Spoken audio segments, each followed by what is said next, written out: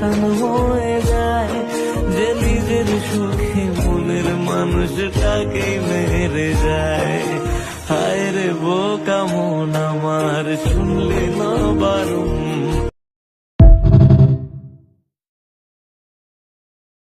বলেছিলি সময় ছেড়ে বাঁচতে পারবি না, আজ কি ভুলেও সেই কথা তোর মনে পড়ে না?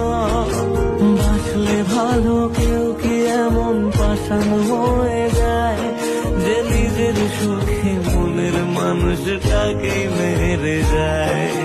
হায় রে বোকা মন আমার, শুনলি না বারণ।